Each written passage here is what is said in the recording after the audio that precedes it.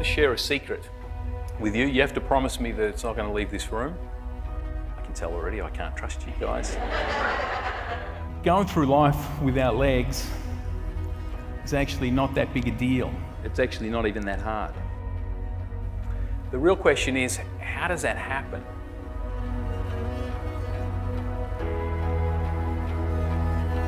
How can somebody go from a place of basically an end of the world, game over type scenario, here we are, all of a sudden we've got no legs. How does somebody go from there to a place where they can sit up here and tell you that it's not a big deal? One word: perception. I heard that almighty crack as that piece of that rock wall broke loose and absolutely slammed me down into the creek bed.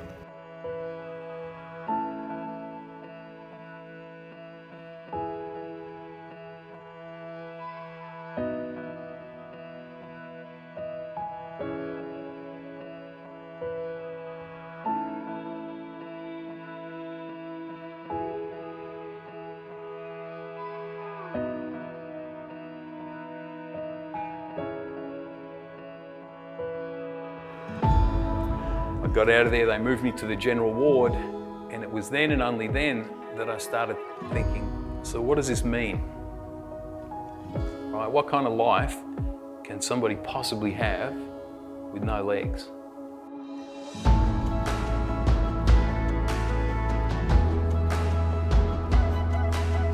To me, it all comes down to that one word: perception.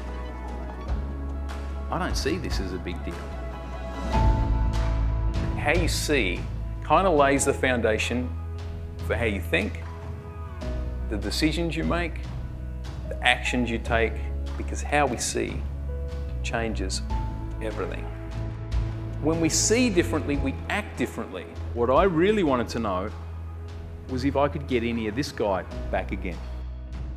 Could a guy with no legs climb a mountain? Is that something that's even possible?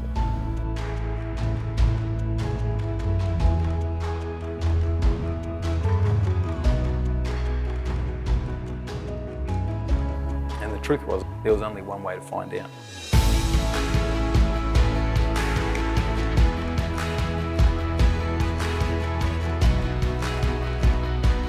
This photo was taken not even a year after the accident. Found myself on top of Cradle Mountain. And I decided right there and then that I was going to look at life through the eyes of an explorer, and I was actually going to get excited about all this stuff that I was going to have to figure out, and it was like somebody reached into my head and flipped a switch.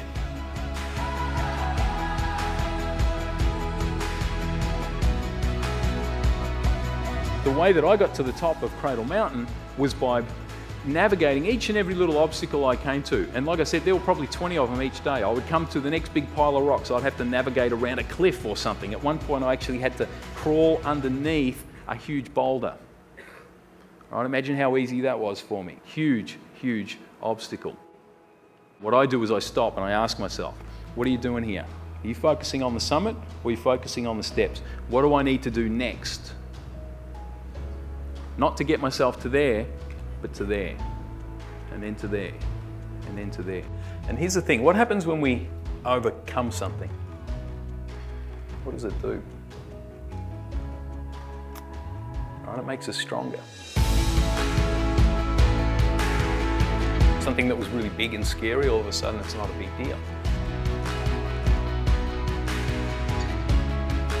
There's probably 40,000 people watching the finish of this race. It's a big, big deal.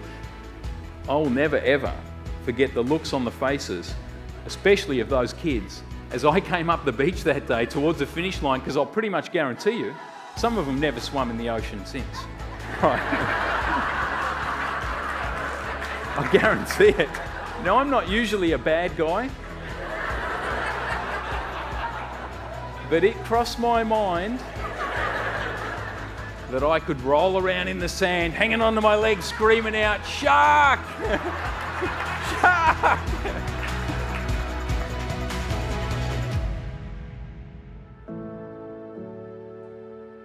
We're not talking about climbing mountains, are we? We kind of are, but that's not really what we're talking about here.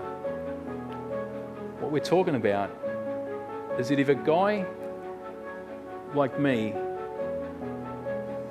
can go from here to here, what does that mean for you guys? What does that say about human potential? Right, that's inside us, all of us. It's mind-blowing what we can pull off.